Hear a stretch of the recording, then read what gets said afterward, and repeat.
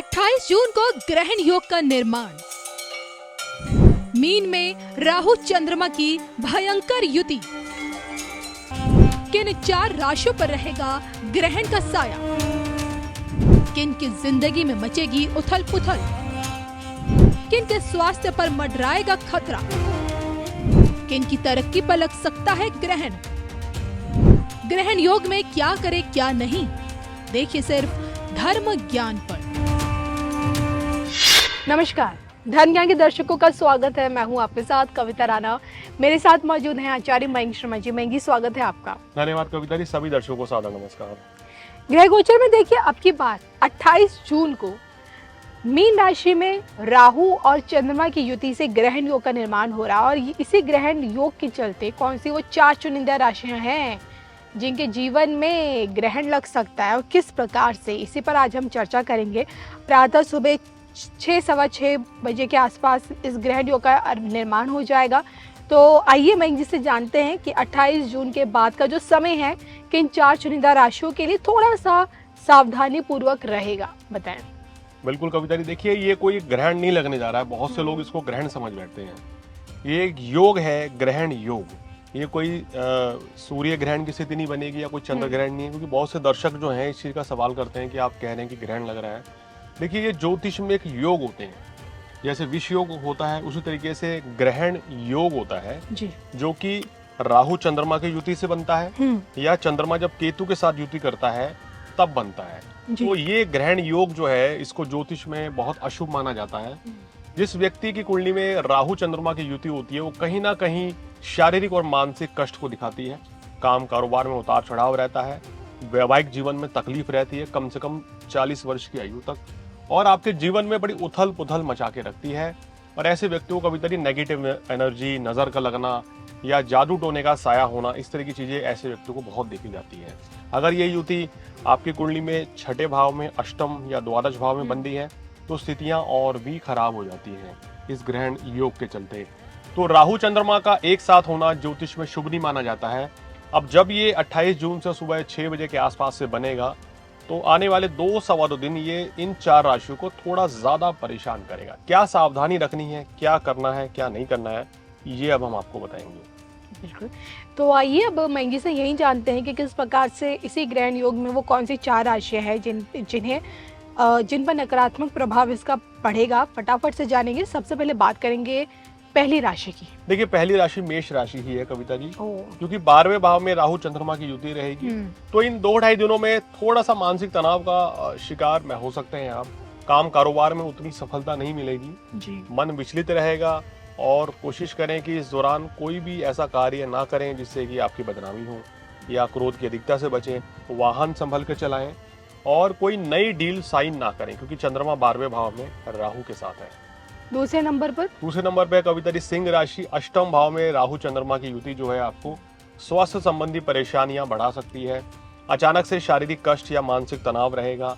धन हानि होने की आशंका है, तो धन का निवेश मत करें। किसी को पैसा इस समय उधार मत दें। और ये समय आपका, हम देखेंगे काम कारोबार में 2.5 दिन थोड़ा उतार चढ़ाव के रहेंगे।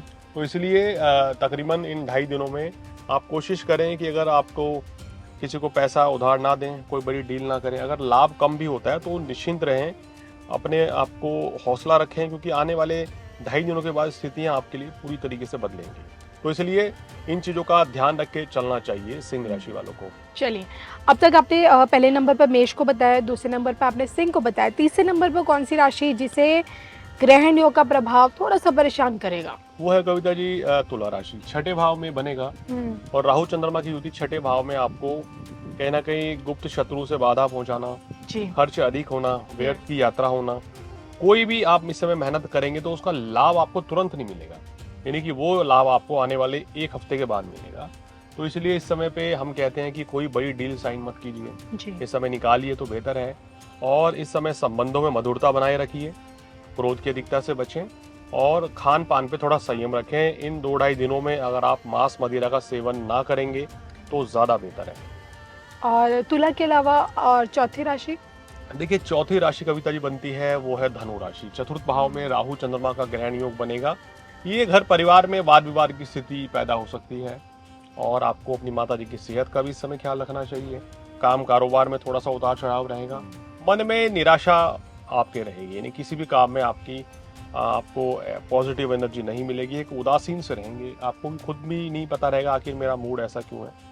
तो इन चीज़ों से बचें। राहु चंद्रमा की युति हमें किसी से विवादों में डाल देती है, किसी के साथ वाद विवाद करा देती है, नकारात्मक ऊर्जा को हावी करती है। तो इसलिए इस समय का थोड़ा सा ध्यान रखें और इन 2.5 दिनों में अपने कार्यस्थल पर कोई भी लापरवाही ना करें तो आपके लिए बेहतर रहेगा। कोई भी डील करनी है तो सोच समझ कर करें और संभव हो तो उसको 2 दिनों के लिए 2.5 दिनों के लिए टाल दें तो ज़्यादा बेहतर आपके लिए रहेगा। चलिए, तो ये हमने मयंक जी से जाना कि किस प्रकार से आपका 26, 27 और 28 मोटा मोटा मान ले तो इन 3 दिनों तक इसका ग्रहण योग का प्रभाव देखने ये 28 से शुरू होगा। अब आप कीजिए, 28 से शुरू हो रहा है। 28 की सुबह का 6 बजे होगा, तो आप लगा लीजिए 30 तारीख को सुबह आपको तकरीबन 10 साढ़े 10 बजे तक इसका इम्पैक्ट रहेगा। तो मोटा मोटा 3 दिन हम मान सकते हैं, 2.5 दिन लगा लीजिए। 28, 29, 30 तक इसका प्रभाव देखने को मिलेगा। और इसी प्रभाव को कम करने के लिए, इसके नकारात्मक प्रभाव से बचने के लिए क्या कुछ उपाय हैं मयंक जी जो इस दौरान करना चाहिए, विशेषकर इन 4 चुनिंदा राशियों को? देखिए, ये 4 चुनिंदा राशि तो उपाय करें और जिनकी कुंडली में राहु चंद्रमा की युति है वो भी जरूर कर लें तो अच्छा रहेगा। राहु चंद्रमा की युति की होने में हमें सबसे ज्यादा भगवान शिव की पूजा करनी चाहिए। शिव चालीसा पढ़ते रहिए, ओम नमः शिवाय का जाप कम से कम 1-1 माला सुबह शाम करते रहिए, बहुत अच्छा रहेगा। और भगवान कहना चाहिए शिवलिंग पर आपको क्या करना है, शहद और बेलपत्र और दूध, कच्चा दूध जरूर चढ़ाएं तो विशेष लाभ मिलेगा। और इस समय आप क्या कर सकते हैं, जो आपकी माता जी हैं उनका आशीर्वाद लें, उनकी सेवा करें, उनको कोई ना कोई वस्त्र, सफेद रंग के वस्त्र दान करें। माता जी हो गई, आपकी दादी जी हो गई, या कोई वृद्ध महिला है उनको खाना खिला दें तो बहुत आपके लिए अच्छा रहेगा। दान पुण्य करें इस दिन तो वो भी विशेष लाभ आपको मिलेगा। तो ये सब उपाय अगर आप करते हैं, ये चारों राशि वाले यानी कि मेष राशि, सिंह राशि, तुला राशि, धनु राशि और साथ साथ जिनकी कुंडली में ये दोष है वो भी उपाय करेंगे तो विशेष लाभ मिलेगा। देखिए, अगर आपकी कुंडली में शनि और माफ कीजिएगा राहु और चंद्रमा की युति होती है तो मेरा अपना व्यक्तिगत अनुभव ये कहता है कविता जी कि ऐसे व्यक्ति जीवन के 40 वर्ष की आयु पूर्ण होने तक संघर्ष करते हैं जी। उसके बाद ही उनके रिश्तों में स्थिरता आती है, वैवाहिक जीवन उसके बाद अच्छा चलता है। 40 वर्ष की आयु के बाद ही काम कारोबार में भी तेजी आती है जी। और जीवन में एक स्टेबिलिटी आ जाती है, यानी कि आप बिजनेस कर रहे हैं, नौकरी कर रहे हैं तो वहां आपको स्थायित्व मिल जाता है।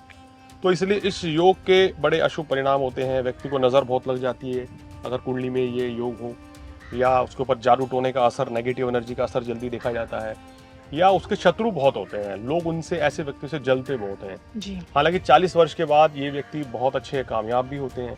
हमने देखा है कविता जी, बहुत से ऐसे जो लोग हैं जो कि राहु चंद्रमा की युति जिनके भाव में होती है, वो अगर राइटर, पोएट, कवि बनते हैं या वैज्ञानिक बनते हैं या क्रिएटिव फील्ड में जाते हैं तो बहुत ज़्यादा तरक्की होती है, क्योंकि चंद्रमा एक ऐसा प्लैनेट है जो कि राहु के साथ रह के आपको अस्थिर करता है, चंचल बनाता है और आपका मन एक जगह नहीं टिकता है। लेकिन ऐसे व्यक्ति की ना रिसर्च पावर बहुत ज़्यादा होती है। ऐसे व्यक्ति वैज्ञानिक देखे गए हैं या खगोल शास्त्री या रिसर्च बहुत अच्छी करते हैं, क्योंकि जब ये किसी काम को गहराई से करते हैं तो उसको पूरी तरीके से, कहना चाहिए, आनंदमयी होकर पूरी तरीके से उस काम में लगकर सफलता अर्जित करते हैं। चलिए, तो इसी के साथ मुझे मयंक जी को दोनों को दीजिए इजाजत। नमस्कार।